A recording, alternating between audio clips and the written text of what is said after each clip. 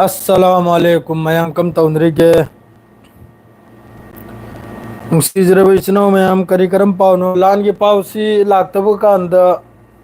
तोयन पीबा ऐसु ngamjadre थबकना खजितंग चिंदना एक number दा मादरे हक्सांग सु खजितंग नहीं खतंग खजितंग खोलजी खजितंग कंजिरमनि को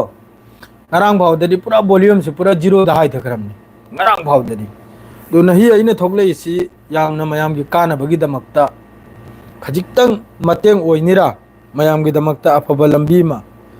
लान सिदी हयंग भाव तौना दौरिमनि सिगी मफम सिदा लान से सुबले ले करो एसी ने इंग्लक तबने कनोमम तौर इने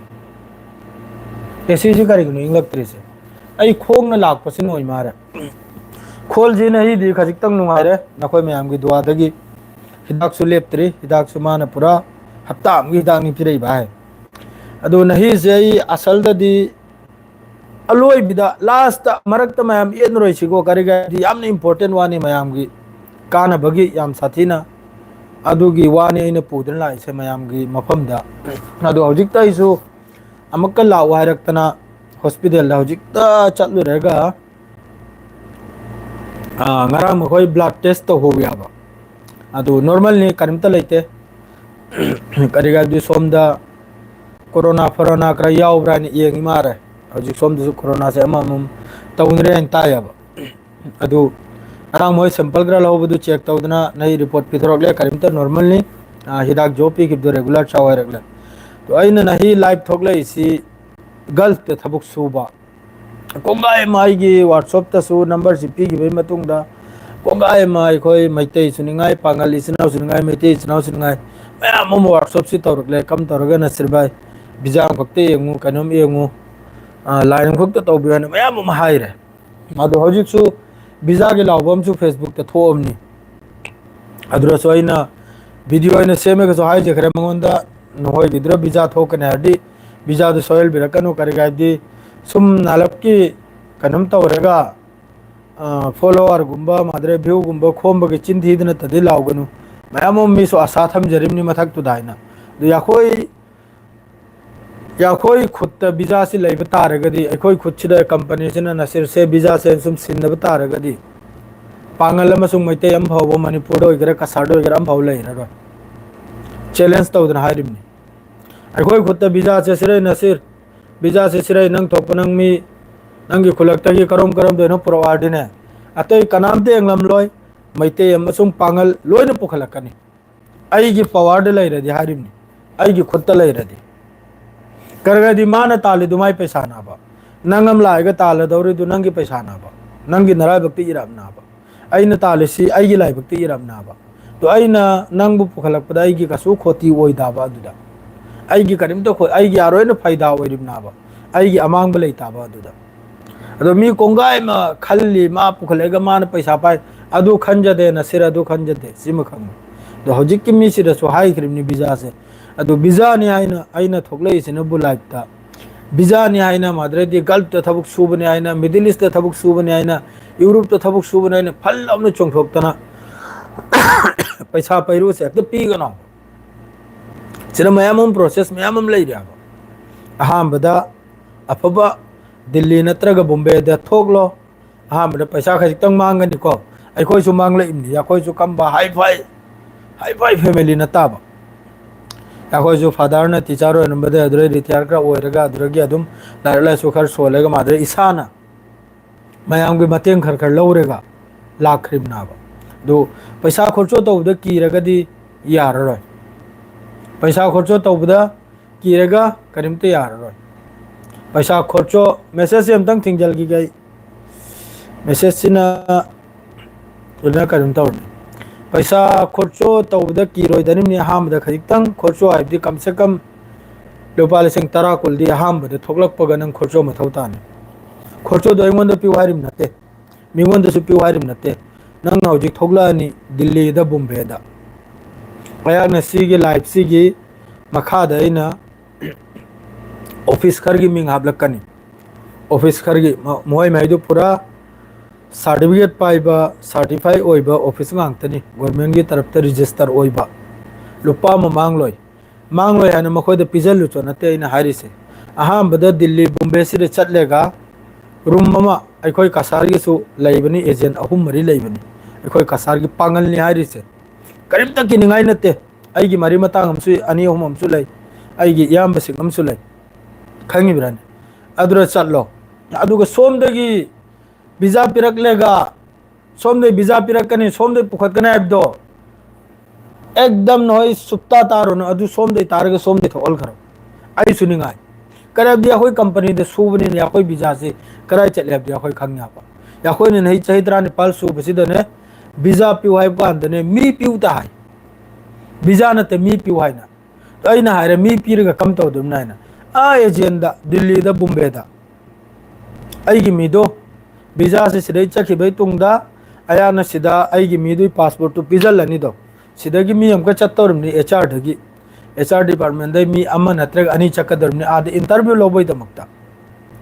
दिल्ली बॉम्बे दा अदु आई न सिदगी असai आई की मीदो वारिम न बाउजी आई की मरुप अनीम लैराबा कसाडो वगैरह मणिपुर वगैरह मोहगी पासपोर्ट कॉपी दो आई न सिदई मी चप सिद पी खिदरना सिगी मी ने सिनंग सेलेक्ट तो बिरवाना अदु खतना बो प्रोसेस से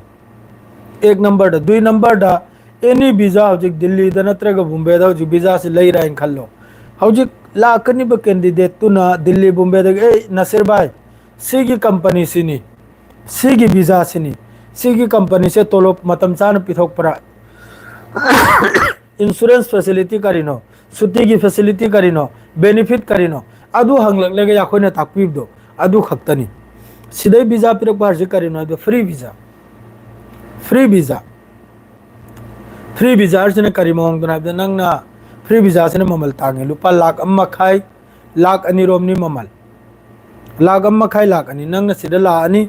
लाख लेगा साइ वीजा लौथोइबो मपुदो अदुना नंगी एकामा दो सिगी रेसिडेंट आईडी दो चाहिए की सेंबिरकनी चाहिए चाही सिगी मनुंगदा नंगना थबुक थीरेगा कंपनी अतोपबने चोंगजलहौबा ना होय नंगना मपानदा थबुक सोबरा दुकानदा थबुक सोबरा अदु सोगदौरिम चाही में मनुंग अदुना बु नंगना अपाम थबुक तो ओइखरे चाही सिंगी मनुंगदने नंगना अपाम थबुक तो ओइखरे मीसी यामना लेके मीसी लाकनिंग ब मीसी वाट मारे यामना लांगी पावना पामबसी खरे याम मारे ना दुम हजिकी भ्यू से दुम येंगिम नाबा लान की पाउदरी चाही चुप लान तौंदरम गजा द लान सुबलेबलेब ल गजा द लान हयंग ता कयामत फावबा दुम लान तौदरन लैके दौरिम गजा हरि मफम आइदने ता कयामत फावबा हयंग कयामत नुमित नाय दुरने नही गुम बकरा लेप के बिया अदुई मांग दे लेप गजा आइदा आखिरी कनुम दो अदुरकरा लेप का दौरिम अदुई मांग दे लेप अदुम लैरे हजिकी फ्री वीजा की से मरक तो वासी येल रोगा आई एम सॉरी मैम सौबे आदे फ्री वीजा की से नबु लाकलेगा नंगना सिदा अपाम थबुक असी पुनमक की ममांगदा कोंगाई म हजि लाके न मेसेज तो रइसे कोंगाई म पासपोर्ट साद्रियाबा निपांग फगना सु मा लाके हारेगा आइना फजना डिटेल हंगु कांदा पासपोर्ट साद्रि हारे अब वीजा पिरकलो हारेगा पासपोर्ट रेडी होइरबा हाइना कल हंगबा कांदा पासपोर्ट साद्रि हाय अइना पासपोर्ट साद्रि कम लाख पासपोर्ट हायंग हत सारगे है अदु या भंदे अखोय सु पासपोर्ट साजलेगा कम से कम 6 मास 7 मास 5 मास अदुम फमलमिमनि अदुगा गायरेगा एजेंट दुगा कांटेक्ट तौनरेगा कंपनी की वीजा फब लाकपदा मतमदुरा अखोयना लाकपसे लुपा 4 खक्तनी अखोयना नौना अहम 2007 की 15 अगस्त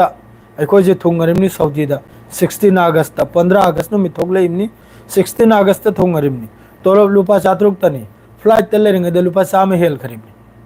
लुपा 4 तनी तोलब दुनही चाहित्रा नेपाल सूर है अल्हम्दुलिल्लाह हजे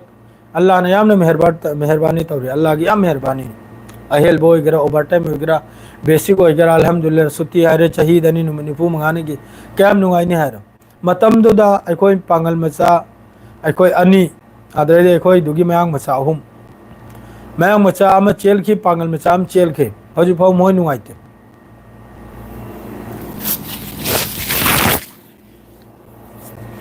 हजु फाव मोय नुगाइते चेल की मीदो हजु फाव नुगाइते लाक्तनम कमा सूर्याब मा नुगाइता दि मा सु खल्याब हजु आइसु चेलम दबतार गदि नुगाइरम गनि राइना अखोय नुगाइरिसु मैं मचाम सो मैं मचा अम चेल की दुसु मा सु नुगाइते मतमदुरा तोलब लेसो अदुम मथंग मथंग मथंग मथंग मथंग अदुम इंक्रेस पूरा हुजी अल्हम्दुलिल्लाह ना अदु यामना येंगना थीना हक्ता लाइम नाइना चोंगजनना एजेनम फारगा हक्ता खंग लाक्ता बिदा वीजा ने हक्ता लाकपुर लाखनिंगदा यामना येंग थीरगा आई नाइबु पैसा खर खर्चो तबलागी नाइबु अहांबे बुम्बे थोकलानी पासपोर्ट सेमनी अईगी मरी मतांग अईगी अपोन अईगी बैगना दे होना अईगी ममा सिंगी मचा दे होना अईगी खका सिंगी मचा दे ना अईगी इपागी मची मनाव अपोकपा अदुगी मचा मसुदे होने बिजाम हो पी किदे साफ वानी करिगनो हाइबदा अईना हुजुक पीरुनी बिजाम लौरगा बिजा से फलम दबतारो अदोडी करी होइनी बदनाम होइरोरा अदुना देने मोइदा हाइकी नसा दिल्ली बुम्बे थोगलेगा नसा इंटरव्यू फम्मु येंगु थिउ अदुगा हंगलौ याकोइदा अदुगा अखोय हारके अदुगुम कंपनी दु फबनी लाओ इंक्वायरी तौनी अखोने सिदे यारि मखै लोइना अल्हम्दुलिल्लाह खकागी मचासु लोइना लागले ममागी मचासु लोइना लागले इचेंगी मचासु लोइना लागले लोइना थबुक सूरी अल्हम्दुलिल्लाह करीम त तोता शब्दो लेते लोइना नुआइन थबुक सूरी करेदि मसान येंगे थिरगा लाइना अदुम तौदना हौजिक दिल्ली बु मेगी भरोसा द मुस्को के कानम नते अईगी भरोसा द को पीगन अखोय साफवानी लाइन ताकपी रखे सीनी है माना पैसा अदु हाय द हाइन रखे सिदगी अईगी मीतनी ले दु एजे दिल्ली बुम्बे दुदा खंगना ngang इयाम इनाव ngang तनी हाइनगे चमार दिसंबर हाइनगे फोन तौगे नंगना तो यम पैसा लौरसि करिगना मोहोयगिदे थुंगद्रसु मैम लेबनी पांगल मचा थुंगलो नोंगदिन मोय चाबे खर्चो दु पुलमना तौमिनर चामिनरगा बॉम्बे सेंट्रल दिल्ली अमा मद मैम लेरिमि ऑफिस चलेगा ऑफिस तुदा वीजा दो हंगदो हंजिन लेरो नंगना खंगलिबे थबुकतुगा मैकेनिक्स ओइगेरा ना होय पेंटर ओइगेरा ड्राइवर ओइगेरा ना होय करिमदा थबु हेतरे लेबर की ओइगेरा लेबर द सोजिक तोलो फजर है अचो कंपनी की 1500 1600 1700 क्रा पी रे कम से कम 1200 दे 1500 भाव 1600 भाव पी रे अफो कंपनी दो अलिंग कंपनी दो अदु कुमदुदा इंटरव्यू दु इसाना फंबरा ना हो इंटरव्यू दु फंबनम ले हरगनबु अखोय रोंगी एजेंट दुम फारगा माना इंटरव्यू फंबदे लुपा लिसिंग हुमफु जंगन दु माना हुमफु तरा लौगने तरा मेहन लौगना लौजि खिजनाब अइगे थबुक नुंगारे दिलोइरे अइगे थबुक नुंगारे दिलोइरे अदु गुमै थबुक तो तौरगा लागनब होनसिन अहामबदे दरकार से करिनो हाबदा इसा फिजिकल फिट ओइबो मथौ ताई इसा से फिट ओइ मथौ ताई अनाब लेबि यादे हक्सांग मनुंगदा थबाक से अनाब लेबि यादे हक्सांग तगरा ओइबो मथौ ताई सुम फरफर हारगे याम नते तगरा खजिक तक तगरा जो खंगिदना सिर नाल बदो अदरे याखोयगी कनुंगुम नकरा तौबदु नते अंगाव फैगुम नकरा एकदम लेम जो स्टैंडर्ड चाही नबु कंपनी दलौरसी चाही 15 भक्तनी करीगुम्बद 15 मंगा से अलोइबिनी 15 से कंपनी दा 15 दे हेंदे हौजिक खंगौ हाउस ड्राइवर दो रे चाही निफु फावबा हाउस ड्राइवर दा युमगी ड्राइवर दा हौजिक अयामबदा आई वाखलदा हंदै लाइबे चाही सिदगी हाउस ड्राइवर सु लौररोय कंपनी खंगनब चानब लैरे करीगुम्बा वर्कशॉप कुंबगी वीजा अमगुम्बा वीजा अदुसु कफिलदा नोलेगा चाही यामखिब तारगसु कफिलदा नोलेगा लाकचब सरा फ्री वीजा ददि नंग चाही क्या सुगेगी लाकनुदा लाकपे अदुमकपु अदुगुम्बा फ्री वीजा दा लाकप मीदुना फ्री वीजा हारिसि नंग लाएगा अतोप कफिलमदा सिंजल गदौरमनि नंगना अपामबमदा अदुदा नंगना चाही यांखैदा लाएगसु कंपनी ददि लौररोय अदुगी सिंजल बदो कंपनी ने लौर से चाही 15 मंगा पावतनी अदरे हेल लौ ताब अदुर आम रता उनि बाय बबू कम से कम 10-15-20 हजार से नसाई पॉकेट हाब लेगा दिल्ली नत्रगा बॉम्बे दा खरने खंगना चानबा सोयद मक्के लेरमगनी मणिपुर की वगैरह कसार की वगैरह थोपी रखलो थोकलक लेगा दुदा खरनी सुयाम बमी हाने मतम दुदनी अयाम बदा एजेंट अमा फारगा लाखरिजे हौजिक अयामबदा खंगना चाना दुखतनीको सिदगी वीजा तुजा अमा लौथोकलेगा कंपनी मचा मसु मी 10 गुम्बा सुबा वर्कशॉप ओमदा मी 10 गुम्बा सुबा अदुई वीजा हैदुनी खंगना चाना द पीरिसे हौजिक अयामबदा आदा चलेगा आगे एजेंट अखोय रोंगी लैरिदुना चेलबी चोंगबिरेगा मागे अवा ममल लुपा लिसिंग मंगा तरादु पिरमलेगा मागे खरनी चा थकलेगा दोस 15-20 दिन मुता मुती 1 मास हाइरो चामिनरेगा थकमिनरेगा अदरगी मागी दरे लोइना थोगनरे इमना लोइना बुम्बे हाइदगी जोतो लाइब मिसी याखोय कसारगी एजेंट मखैदगी लोइना मतेंगसी लोइना सोगलेगा लाइबना याखोय गी ताथोय बलैरी आले हेदर लैरी माद्रे अमम मसु मैमम लैरी मखोय वीजा के कारबार तौबा बुम्बे दा दिल्ली दा सुले याबा दिल्ली दा यूपी मचा माद्रे दि बिहार मचा सी याम ले याबा एजेंट अदो अयाम बदा बुम्बे दा ना होजि यामना अखोय रोमगिदो ने यामना कनोमनि को अखोय मी लैबा अमा लैबनिना बुम्बे रोम दगी हक्ता तौरगा एजेंट अफबम फारगने अदुगो लाक्सबा अदुबु हेल्प लैखिद्राम कम से कम चंग ड्राइव दा नसाने इंटरव्यू फमलसु अदरैदी एजेंट फारसु पूरा 1 लाख 1.5 लाख सिदी कंपलसरी सुबसोय सोइद्रम लागम मखाई सिदी ने सुबसोय सोइद्रम वीजा के वा सिर लोइग्रे 1 नंबर दा पासपोर्ट सेम्बा पासपोर्ट से यामना जरूरी नहीं पासपोर्ट से यामना जरूरी नहीं अहमदा पासपोर्ट सेम्बा मतुंगदा मैसेज ता वांगांग नसे माद्रेदी व्हाट्सएप नंबर आराम पीरु नते फोन जी याम तौरई आइना बार बार आई व्हाट्सएप ता सिदा कॉल तौबे यादे आइना अदु रगसो अदुम मी मखैसी तौरई अदो जे अलोइबिदा मयामदा पाउसिसु तमजरमगे लान की मरमदा हौजिक हाइरिसि फिफम जी ईरान की तरफ तगी मैसेज से आंगदोगे को मैसेज से ने नापतंग थिंगजल किमनी मैं मारो भी आते आ नापतंग थिंगजल किमनी कमेंट पाद्रिम नते कमेंट मुथत करिमने आइना करगदी वा ngang बदने वा ngang बरा हितंग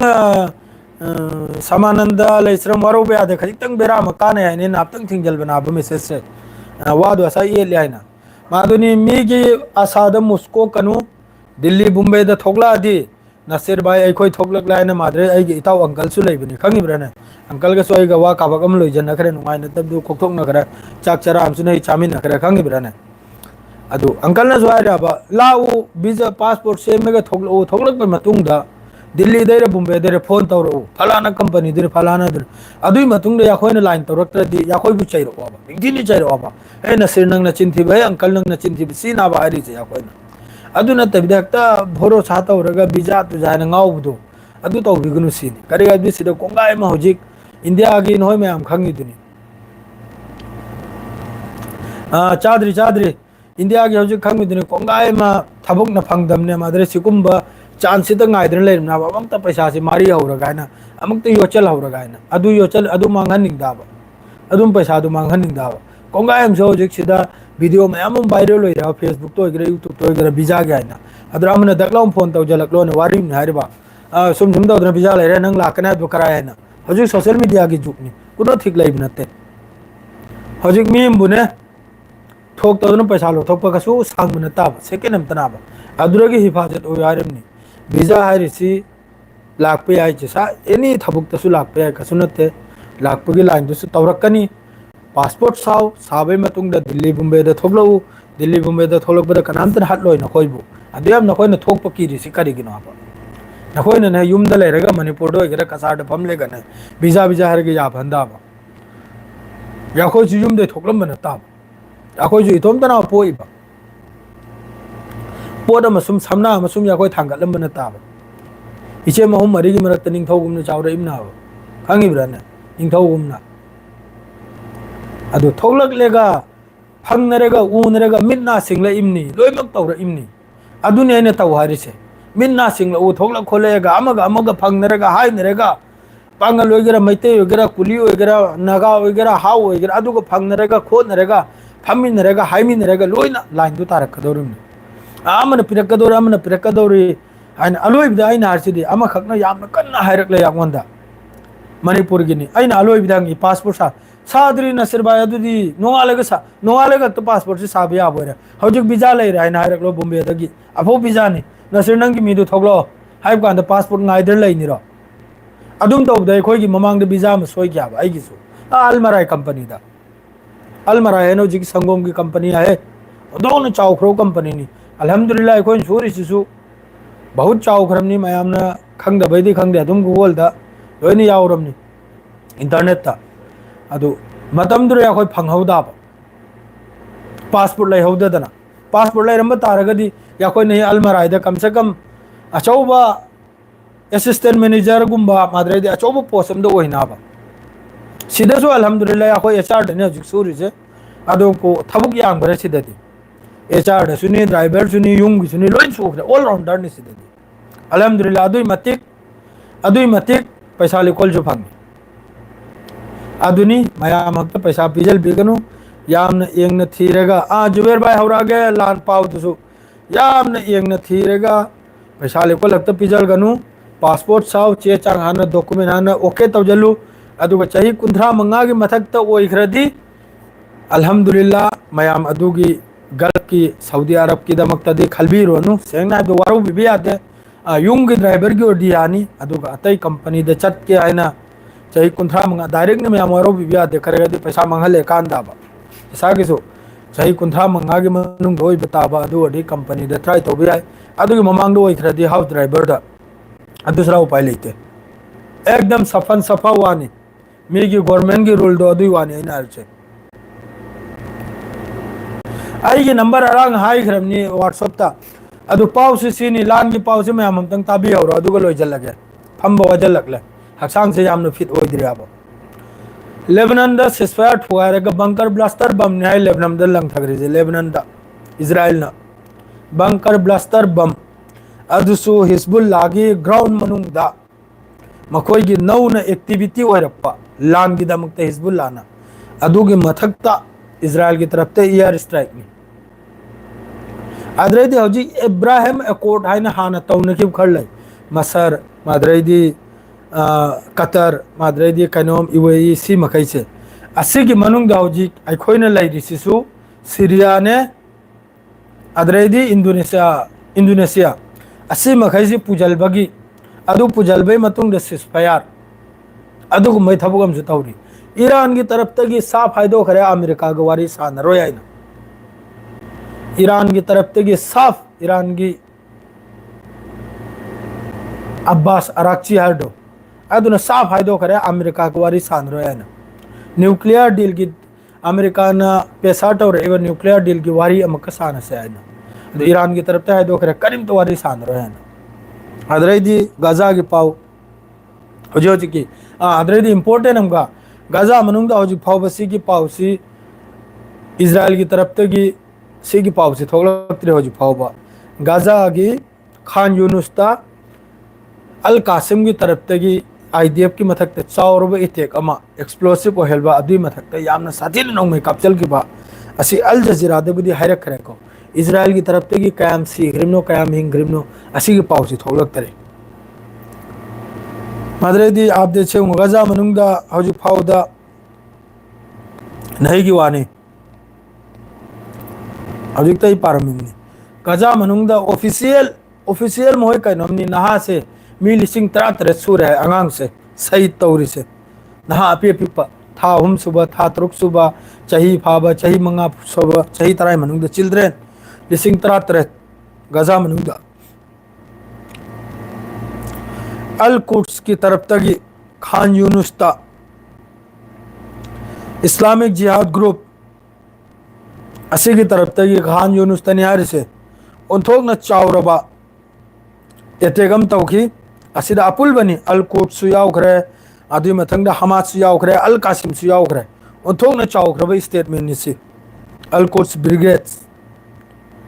Israel force in Khan Younis हाइग्रेस उन्थोक न चावने तेक तौखरमनी सिगी हजु पाव करीम तो थोड़े पाव इजराइल की तरफ से कयाम सीरिमनो कयाम सी हिंगनो असी पाव से थोड़े हॉस्पिटल दगे कंफर्म नि गजा मनुंग नहीगी मी कुल तरुक फिलिस्तीनी सहित ओइबेवासे गजा की हॉस्पिटल हजि अकाय तो खड़ लही दो अदुरगी स्टेटमेंट नि मी कुल तरुक नसीगी हजु फावगी मादरेदी इजराइल की तरफ तक जमका उन्थोन चौरबी स्टेटमेंट पिरई अली खुमैनी ईरान की सुप्रीम लीडर से मखोइन हत्पगी पूरा सहित तौबगी पूरा प्लानिंग से लोरमने है अदरा हजिकी अली खुमैनी से बंकर मनुंग लोट खिबदगी माई मथवाइजे हिंगहौबने है अदो गजा मनुंग या गजा नते इजराइल मनुंग सोक तमनते कम से कम 3-4 बछर चंगने है इजराइल की हजिकी सो खरीबा हाइफा वगैरह मादरदी वीर सेवा वगैरह अदुई मथक्ता तेल अबीब वगैरह सिदा सोखरेब बिल्डिंग मखैसी सेमलक पकांदा कम से कम 2-3 बछर चंगने आय अदु ईरान की सोख तब नती ईरान की याम साथेन नुकसान ने ईरान की कम से कम मी चांपल की मथक्ता सहित ओरिमनी मी लिसिंग मरी की मथक्ता सोख पनी ईरान की असिदा मखोइना सीख रायबा जनरल मादरदी सीख रायबा साइंटिस्ट अहुम मरी मसिरमद्रे लोइन हिंगलमदे तो हजी गजा मनुंग तौरिसे याम साथेन नुआइते अरब कंट्री में लोइन मचिन मेली मसरना अदम तुतु हाइना खरखर खोंगली मादरेदी कतर अतई मखैसरी लोइन इजराइल अमेरिका की चमचानी मोइची की मथक्तने मखोय करीमता दुआ कर तौबिरकनु मोइची पूरा मखोय जहयंगने मखोय लोइन यहूदी ओलखरम सीन सियारग लोइजरग नहीं गिदी हक्सांग सिजु यारक्तरे हिदाकसु चानिमनी आदुनी वीजा गिदो यामना येंगना थीना मयाम यामना येंगना थीना तौसी अदुगा जैसा अब्दुल्ला पुरैन पीज रखनी तुंगदा सियारग लोइजरा सलाम अलैकुम